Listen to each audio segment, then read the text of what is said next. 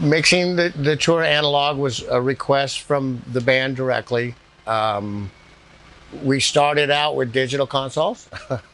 The first month of rehearsal, I basically just tracked, and then we listened, and then we started talking about the approach to take. And the band had recorded the record strictly analog on tape. Mm-hmm. There's very little digital interaction during that process, and they had asked how possible that was for that approach for live, which I honestly said I don't know, because it's been 12 years since I had done it. And then we started experimenting and listening to things, listening to digital consoles versus analog consoles, listening to cable links, just re-explored everything that is a reality of in the digital world, and it sounded better.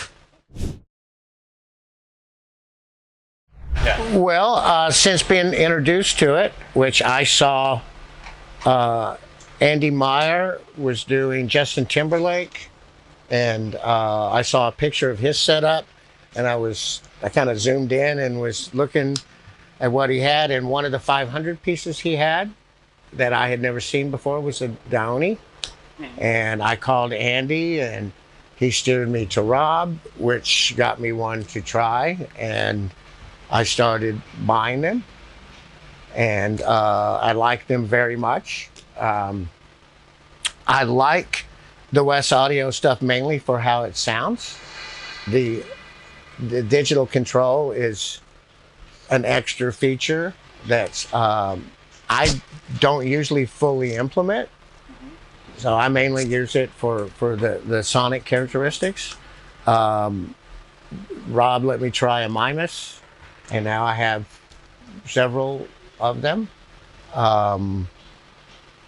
They have the sound of old equipment without the hiss and inconsistencies of old equipment. That's what I like the best. And each offering, I'm yet to get anything that I haven't liked. We were just talking about the 1176, which right now I have on Flea's vocal, and Flea screams into the mic. He does it so much saying, and it controls that. And the NG bus compressor is the sound we're getting with Flea's bass is largely that compressor, which is a huge part of the sound of this band. But I tried everything. That was another cool thing about this project. We got to try literally whatever we wanted. The band gave us full reign. So we don't care how much it costs to ship it, how much it costs to rent it. Just get what sounds best and works best for us. The RIA compressor, I've only used it on guitar, only because when it came out, we were kind of committed on the instruments, and I tried it on John's guitar, which John plays Strats through Marshalls at high volume. It can get a little bright at times. The RIAs help warm it up, help control that. In fact, the sound of John's guitar on this tour is the RIA and the Hyperion EQ, which is across his stereo output bus.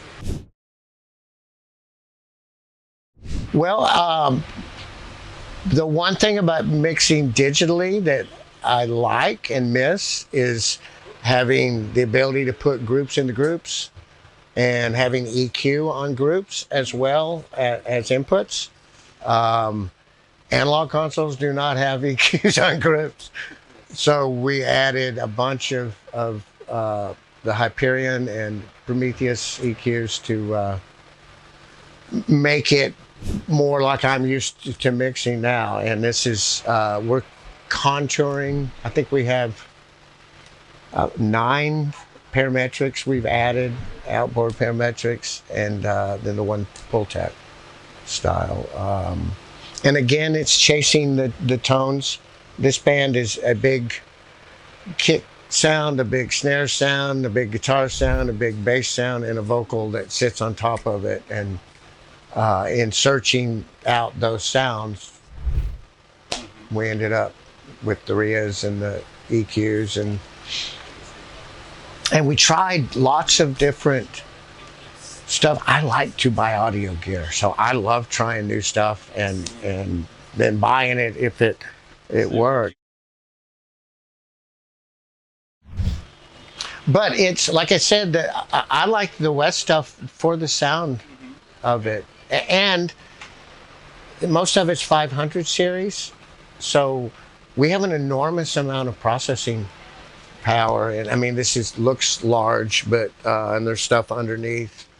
But to make all that fit, if it was truly all vintage gear, which is mostly 2 to 3 rack spaces, I'd probably have 2 more of these. And that's difficult. It's the size, I've configured it this way where I can get to things faster.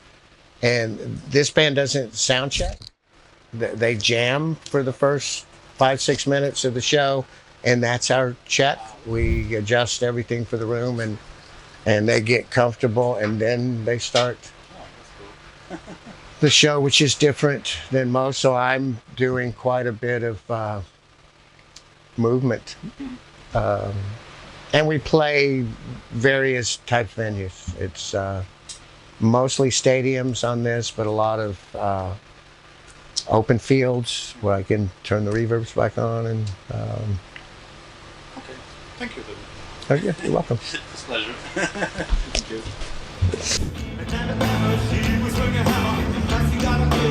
you.